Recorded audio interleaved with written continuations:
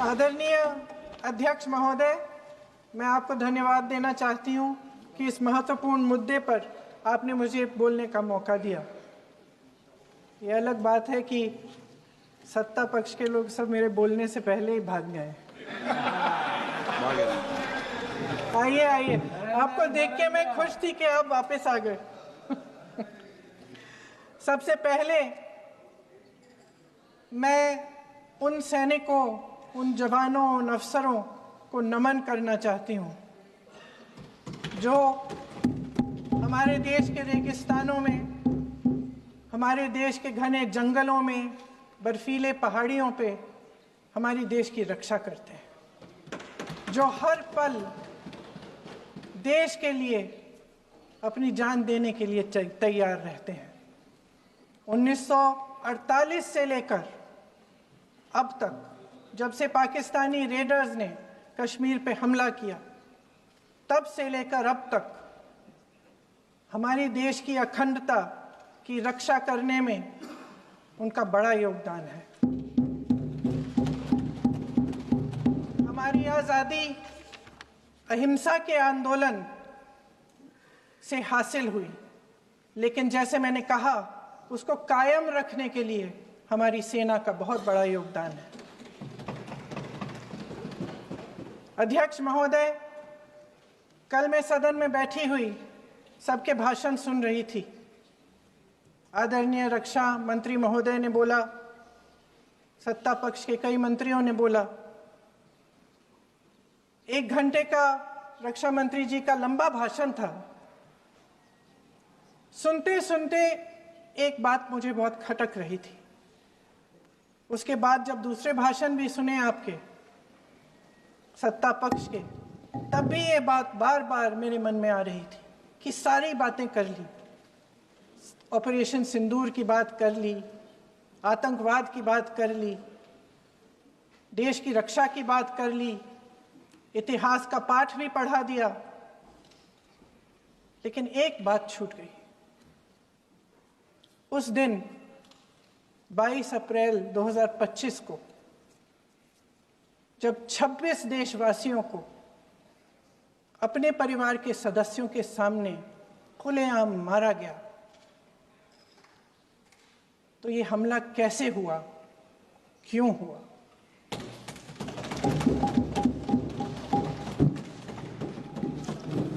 अध्यक्ष महोदय,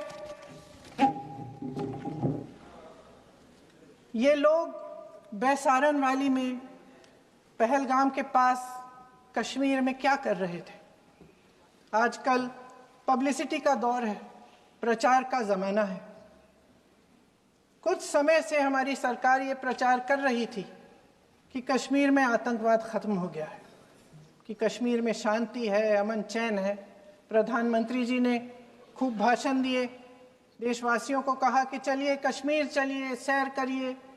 कई बार मैंने ये भी देखा मीडिया पर, टीवी पर, कि कश्मीर जाइए, ज़मीन खरीदिए, अब वहाँ अमन चैन है, शांति का वातावरण है। इसी बीच शुभम द्विवेदी, एक कानपुर के नौजवान, और उनके पूरे परिवार ने तय किया कि वो कश्मीर जाएंगे। शुभम द्विवेदी की 6 महीने पहले शादी हुई थी। उसकी पत्नी ने कहा कि उनके बीच एक ऐसा रिश्ता था, प्रेम और दोस्ती का ऐसा रिश्ता था कि वो एक दूसरे को बच्चों की तरह हंसाते थे। सोशल मीडिया पर एक वीडियो भी जारी है जिसमें पूरा परिवार एक साथ बैठा हुआ ताश खेल रहा है और ऐसे हंस रहे हैं, ऐसे हंस रहे हैं कि उस वीडियो को देख के किसी का भी दिल टूट जाए कि इस परिवार को इस तरह से उजड़ने क्यों दिया हमने। 22 अप्रैल 2025 को बैसारन वैली में मौसम का मिजाज अच्छा था। जैसे हर रोज़ लगातार 1000 से 1500 लोग वहाँ पहुँचते थे, उसी तरह से उस दिन भी तमाम पर्यटक वहाँ पहुँचे। वहाँ का रास्ता आसान नहीं है अध्यक्ष महोदय जी, जंगल से जाना पड़ता है, पहाड़ों के बीच जाना पड़ता है, घोड़े से जाना पड़ता है। ये परिवार वहाँ पहुँचे, मौसम सुहाना था, उनके बच्चे ट्रैम्पोलिन पे खेल रहे थे, कोई जिपलाइन कर रहा था, कोई चाय पी रहा था, तो कोई कश्मीर की सुंदर वादियों की ठंडी हवा का मज़ा ले रहा था। शुभम अपनी पत्नी के साथ एक स्टॉल पे खड़े थे। तभी अचानक 4 आतंकवादी जंगल में से निकलते हैं और शुभम को वहीं अपनी पत्नी के सामने मार डालते हैं।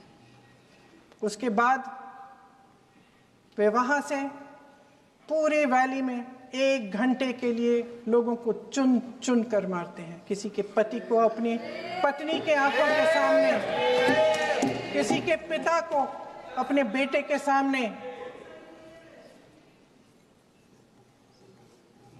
चुन चुन कर 26 लोगों को मार डालते हैं।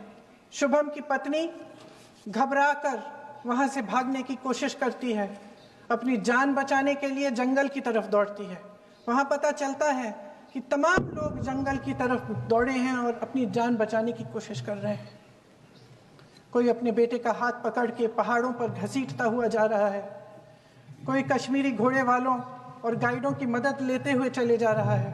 कोई रास्ता नहीं है, कोई तरीका नहीं है, लेकिन किसी न किसी तरह से शुभम की पत्नी के शब्दों में किसी ऐसी शक्ति ने हमको बचा कर रखा कि हमें किसी न किसी तरह से हम अकेले नीचे पहुंचे।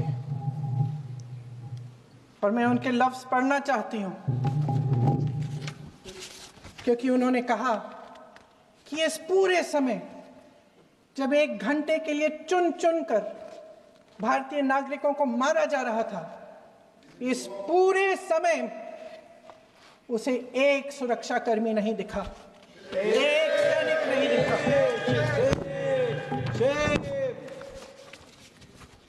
शुभम की पत्नी ने कहा, कोट, मैंने अपनी दुनिया को खत्म होते हुए देखा, अपनी आंखों के सामने एक सिक्योरिटी गार्ड नहीं था। मैं ये कह सकती हूं कि देश ने, सरकार ने हमें वहां पे अनाथ छोड़ दिया था। सिक्योरिटी क्यों नहीं थी वहां पे एक सैनिक क्यों नहीं दिखा? क्या सरकार को मालूम नहीं था कि यहां रोज 1000 से 1500 पर्यटक जाते हैं? क्या सरकार को मालूम नहीं था कि यहाँ के पहुंचने के लिए जंगल के रास्ते से जाना पड़ता है? अगर कुछ हो जाएगा तो लोग वहां से निकल नहीं पाएंगे। एक चिकित्सा का इंतजाम नहीं था, फर्स्ट एड का इंतजाम नहीं था, कोई इंतजाम नहीं था, ना सुरक्षा का ना फर्स्ट एड का। इन लोगों को भगवान भरोसे छोड़ दिया गया। ये लोग वहां पे इस सरकार के भरोसे गए और इस सरकार ने उन्हें भगवान भरोसे छोड़ दिया।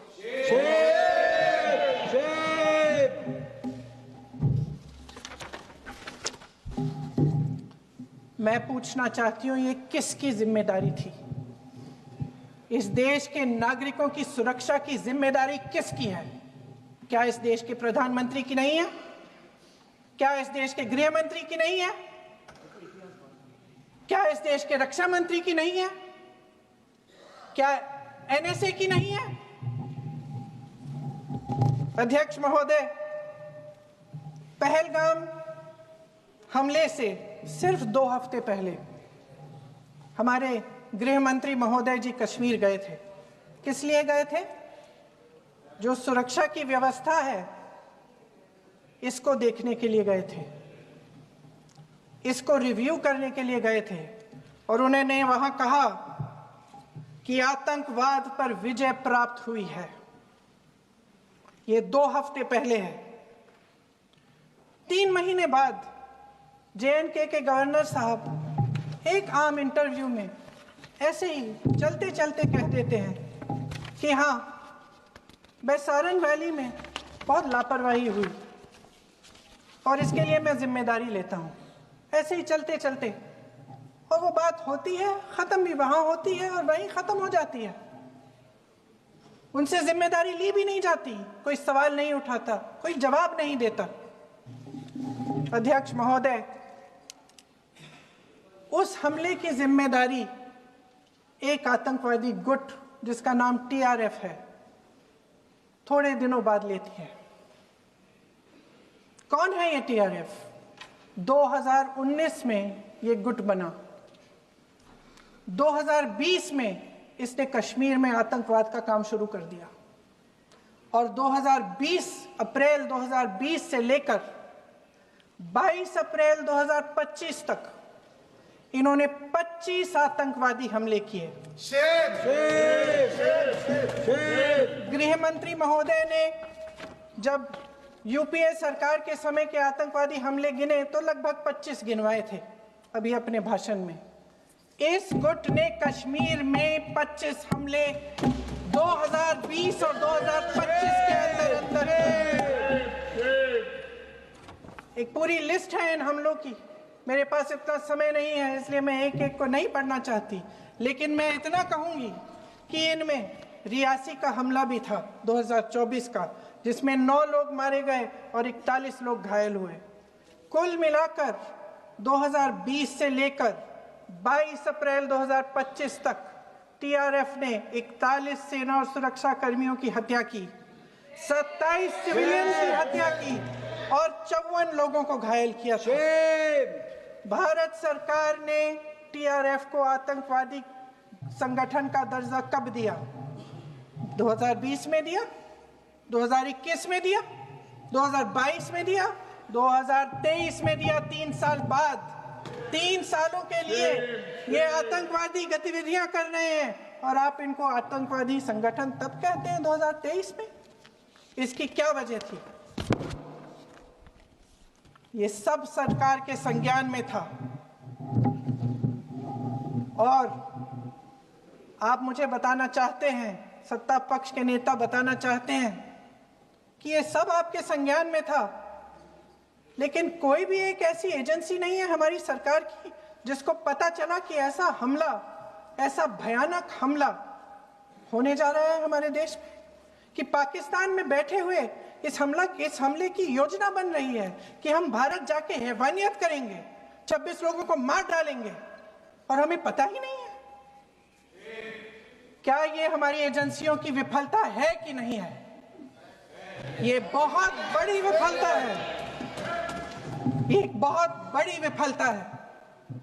जानते थे कि ये गुट है, जानते थे कि 5 सालों से ये आतंकवादी हमले कर रहा है, अध्यापकों को मारा, आर्मी के बड़े बड़े अफसरों को मारा, आम जनता को मार डाला, पुलिस वालों को मार डाला, और आप इन पे निगरानी नहीं रख रहे थे। और ये जो एजेंसियां हैं इनकी जिम्मेदारी कौन लेगा? क्या IB चीफ ने अपना इस्तीफा दिया? क्या किसी ने इस्तीफा दिया? गृह मंत्री जी के कार्य क्षेत्र में आता है इंटेलिजेंस ब्यूरो। क्या गृह मंत्री जी ने इस्तीफा दिया? इस्तीफा छोड़िए, जिम्मेदारी ली।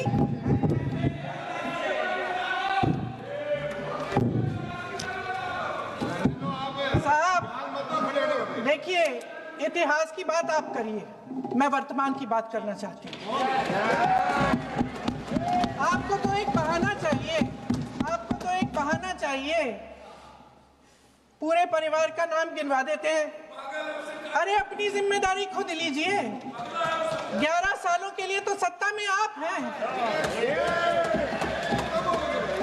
नेहरू को छोड़ नहीं रहा। कल माननीय गौरव गोगोई जी ने अपने भाषण में पूछा गृह मंत्री जी से, क्या आपकी जिम्मेदारी नहीं थी? मैं देख रही थी। राजनाथ जी, रक्षा मंत्री जी यूं अपना सर हिला रहे थे, कुछ बोले नहीं। अंदर से ये महसूस हुआ होगा कि यहाँ कुछ जिम्मेदारी थी, लेकिन माननीय गृह मंत्री महोदय जी हंस रहे थे, वे हंस रहे थे।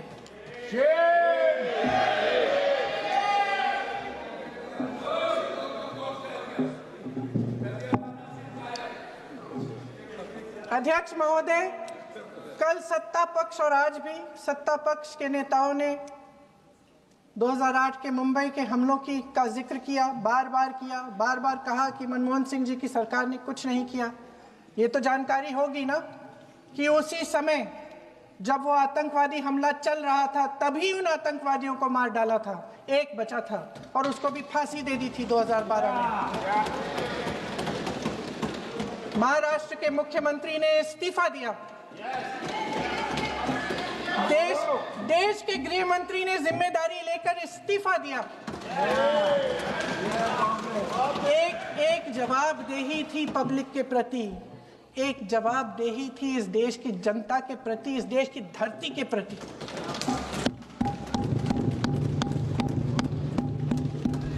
राजनाथ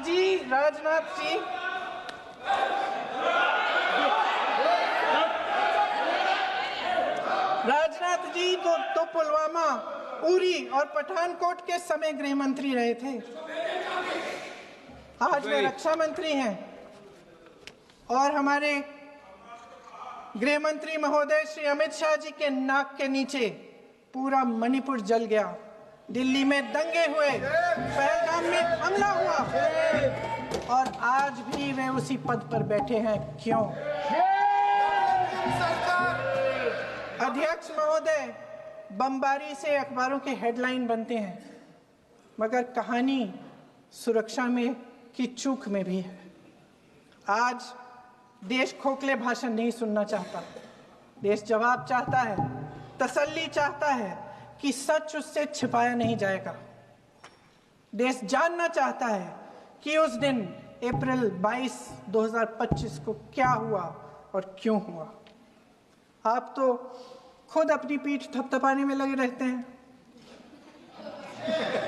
सेना, देश, संसद से सच छुपाते हैं। ऑपरेशन सिंदूर जब शुरू हुआ, हम सब ने समर्थन किया, सब एकजुट होकर खड़े हो गए इस देश के लिए। दोबारा होगा, दोबारा खड़े हो जाएंगे। अगर हमारे देश पे हमला होता है तो यहाँ इस सदन में किसी भी पार्टी का हो, कोई भी हो, सब आपका समर्थन करेंगे। और हमें अपनी सेना पर गर्व है कि उन्होंने इस बार भी दृढ़ता से लड़ाई लड़ी, धैर्य से लड़ाई लड़ी, वीरता से लड़ाई लड़ी। लेकिन इस ऑपरेशन का सिंदूर का क्रेडिट, उसका श्रेय तो हमारे प्रधानमंत्री जी चाहते हैं। सही भी है, ठीक है, सही है, श्रेय ले। ओलंपिक्स में हमारा मेडल आता है, उसका भी श्रेय लेते हैं। लेकिन सिर्फ श्रेय लेने से नहीं होता नेतृत्व, जिम्मेदारी भी लेनी पड़ती है।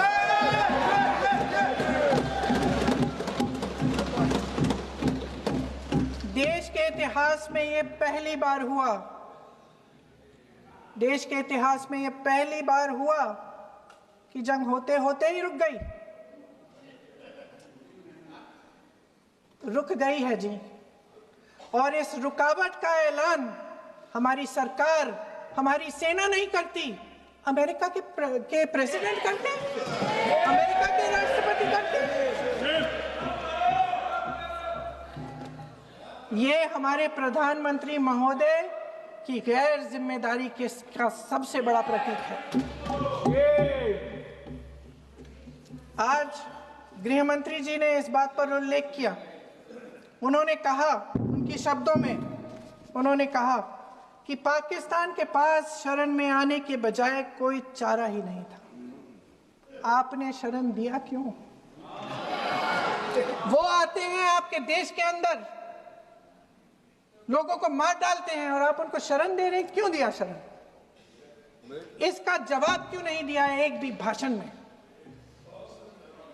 जैसे ये बात उठी, शरण की बात की, हमारे गृह मंत्री जी ने इतिहास में चले गए।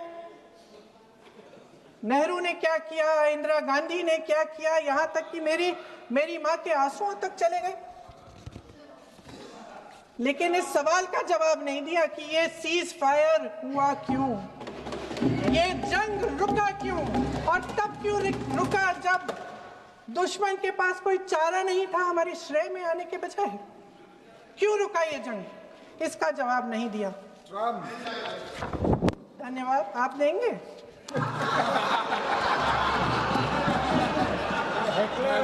मंत्री देना भाई देना, आपको टाइम मिलेगा तो। टाइम नहीं मिलेगा आपको शायद। वैसे महोदय, मेरी माँ की आंसू की बात किए, मैं इसका जवाब देना चाहती हूँ। मेरी माँ के आंसू तब गिरे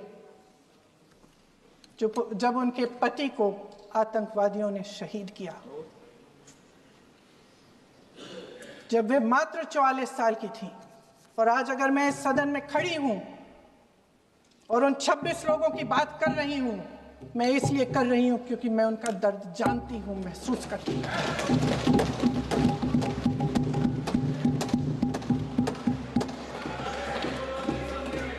अध्यक्ष महोदय, मैंने कहा कि देश का नेतृत्व सिर्फ उपलब्धियों का श्रेय लेने से मजबूत नहीं होता।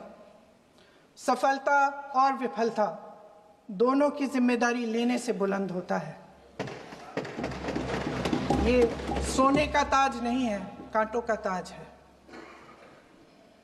अध्यक्ष महोदय, जब सरकार झूठी और कायर हो तो वे बहादुर से बहादुर सेना के साहस और पराक्रम को भी कमजोर कर देती है। देश को प्रतिशोध के साथ साथ सबके प्राणों की रक्षा का प्रण चाहिए। सेना की शक्ति के साथ सरकार की सच्चाई भी चाहिए। महान देशभक्त शहीद इंदिरा गांधी जी, जिन्होंने सफल कूटनीति के बल पर अमेरिका के राष्ट्रपति निक्सन का मुकाबला करके पाकिस्तान का विभाजन करवाया, बांग्लादेश बनाया, 1 लाख पाकिस्तानी सैनिकों को आत्मसमर्पण करने पर मजबूर किया, उन्होंने कभी इसका श्रेय लेने की कोशिश नहीं की। ऑपरेशन सिंदूर का मकसद अगर पाकिस्तान को सबक सिखाना था तो शायद ये मकसद अभी अधूरा है, क्योंकि हमारी कूटनीति विफल रही है। इसका प्रमाण यही है कि ऑपरेशन सिंदूर के बाद एक पाकिस्तानी जनरल, जिसके हाथ खून से रंगे थे, अमेरिका के राष्ट्रपति के साथ बैठकर लंच खा रहे थे। अगर ऑपरेशन सिंदूर का मकसद आतंकवाद को खत्म करने का था तो पाकिस्तान को संयुक्त राष्ट्र के आतंकवाद विरोधी समिति का अध्यक्ष चुने जाने से इस मकसद को धक्का लगा है। इसकी जिम्मेदारी कौन लेगा? क्या हमारे प्रधानमंत्री लेंगे? क्या उनमें ये हिम्मत है? नहीं है। अगर इस ऑपरेशन के दौरान हमारे जहाजों का नुकसान नहीं हुआ तो सदन में इसे साफ साफ कहने से क्या डर है? क्यों नहीं कहा है? कल भी रक्षा मंत्री जी ने कहा कि हमारे इंफ्रास्ट्रक्चर का नुकसान नहीं हुआ, तो जहाजों के बारे में भी बता दें, साफ साफ बता दें, क्या हर्ज है? सच्चाई तो है। सवालों से बचने के लिए ये सरकार हमेशा प्रयास करती है। इसकी राजनीतिक कायरता बेमिसाल है। देशवासियों के प्रति जवाबदेही का एहसास ही नहीं है। सच्चाई ये है कि इनके दिल में जनता के लिए कोई जगह नहीं है। सब राजनीति है, सब पीआर है, सब प्रचार है, सब पब्लिसिटी है। देश की जनता के लिए आपके हृदय में कुछ नहीं रहा। बहुत समय हो गया है आप इस प्रचार में ही लिप्त हैं, जनता को देख नहीं पा रहे हैं। जी माननीय, जो पहलगाम में हुआ, खत्म करती हूँ, जो पहलगाम में हुआ उससे हर एक देशवासी के दिल पे चोट पहुंची है। हिमांशी नारवाल की गुहार ने हम सबको शर्मिंदा किया है। इसीलिए मैं आज यहाँ खड़े हुए एक आखिरी बात करना चाहती हूँ।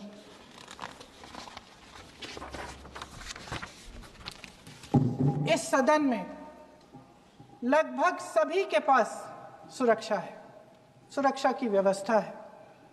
हम जहां भी जाते हैं हमारे साथ सुरक्षा कर्मी आते हैं। आपको भी मिल जाएगी, आप मंत्री बन जाएंगे, आपको भी मिल जाएगी। मैं मजाक की बात नहीं कर रही हूँ, थोड़ा सा धैर्य रखिए। उस दिन पहलगाम में 26 परिवार उजड़ गए। 26 लोगों को अपने परिवार के सदस्य के सामने मारा गया। 26 बेटे, पति, पिता गुजर गए। उनमें से 25 भारतीय थे। भारतीय थे।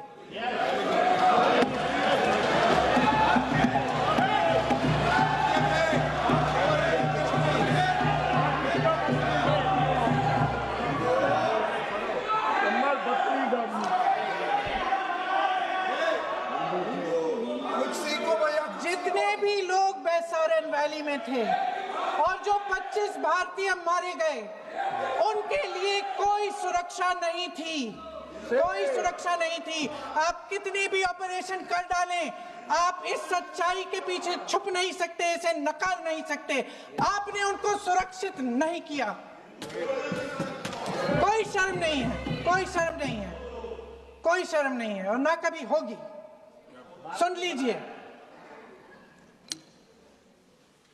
सुबह भी मैं शिव मंत्र बोल के आई हूं। इनको क्या पता शिव मंत्र क्या है? शिव मंत्र खत्म कर लूं अपना भाषण। शिव मंत्र मैं एक बार उन 25 भारतीयों के चुप रही। मैं एक बार उन 25 भारतीयों के नाम इस सदन में पढ़ना चाहती हूं, ताकि यहां बैठे हर सदस्य को यह एहसास हो कि वे भी हमारी तरह इंसान थे, किसी राजनीतिक बिसात के मोहरे नहीं थे। वे भी इस देश के बेटे थे, वे भी इस देश के शहीद हैं। उनके परिजनों के प्रति हम सब की जवाबदेही बनती है। उन्हें सच्चाई जानने का हक है। समीर गुहा भारतीय, बिट्टन अधिकारी, मनीष रंजन, हेमंत सुहास जोशी, विनय नारवाल, सुशील नथनियल, अतुल श्रीकांत मोने, सैयद आदिल हुसैन शाह, माननीय वानी, रामचंद्रन, संजय लक्ष्मण लेले, माननीय प्लीज दिनेश अग्रवाल, दिलीप दिल से, कुमार सतपति, JS चंद्रमौली। अब आप बोलिए, अब आराम से। JS चंद्रमौली, यतीश परमार, S मधुसूदन राव, माननीय सदस्य, नारेबाजी का सदन नहीं है। शैलेश कलाटिया, ये तरीका ठीक नहीं है आपका। मंजुनाथ राव, कौस्तभ गणबोते, शुभम द्विवेदी। जय हिंद।